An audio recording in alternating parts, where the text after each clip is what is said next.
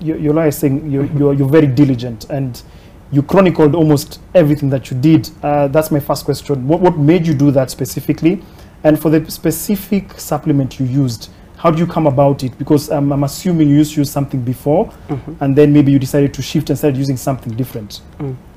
How I came about it is that there was a time I normally use supplements zikiisha, narudingi back to the manufacturer if nikifind zimeisha kabisa, and I'll get another one, same as the first one that I used to use.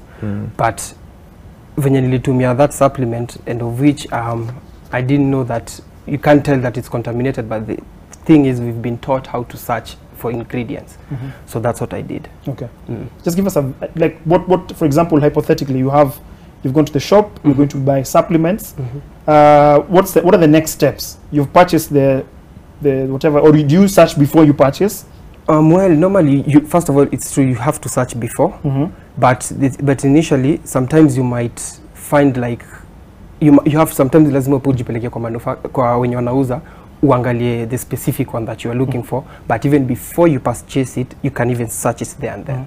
Yes. And then also, sorry, when you started, because when she was saying that you wrote down almost everything, why? What made you think that, let me just make sure that I have all this information somewhere? The thing is that, again, you don't want to be ignorant as you go, because you just want to keep everything intact, so that maybe at one point, like we've said, like contamination can happen to anyone. So we didn't even expect that contamination can fall in our hands, but tunaika to everything intact, so that when something goes wrong, you'll always go back and check. Let me just say, it's testament to some of the anti-doping education that is received, which was very important as evidence for us, and we're very grateful to ADAC, who gave us a history of Mark's training since 2017. So we were able to put that in evidence that this is an athlete who has not only been diligent with what he's been doing, but he's also been having a history of going to anti-doping education seminars.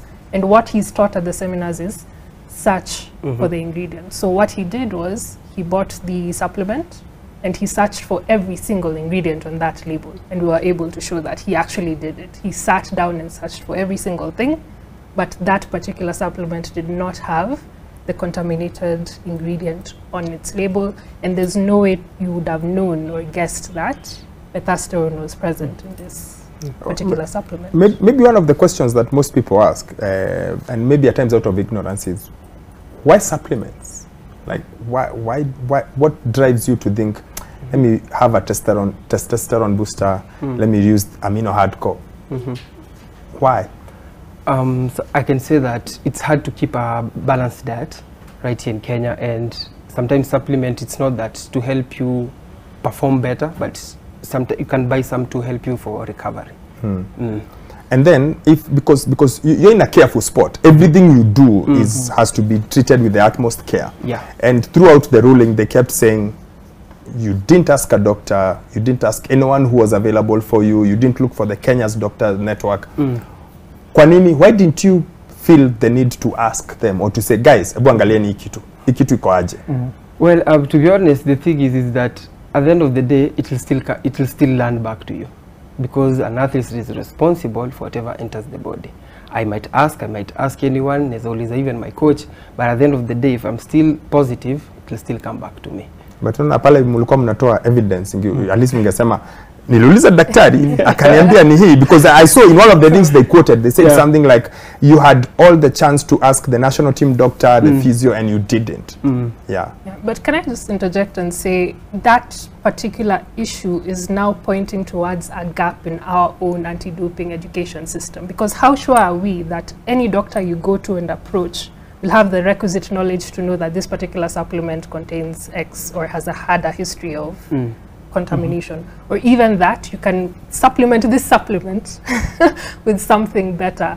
So we're looking at a situation where it doesn't matter if you're an athlete, and yes, strict liability applies to you, but anyone who's in a training camp with the athletes is also going to be required to know these things just as much as the athletes.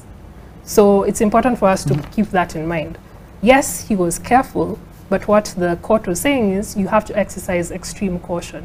The problem is extreme caution is not codified in any anti-doping regulations. It's a matter of court jurisprudence which come up and say, okay, extreme caution means you checked with the doctors who are available to you, you sent an email to the manufacturers, you did much more than just looking at the list of ingredients. And that's what we need to highlight for Kenyan athletes, that extreme caution means go above and beyond what you've been taught.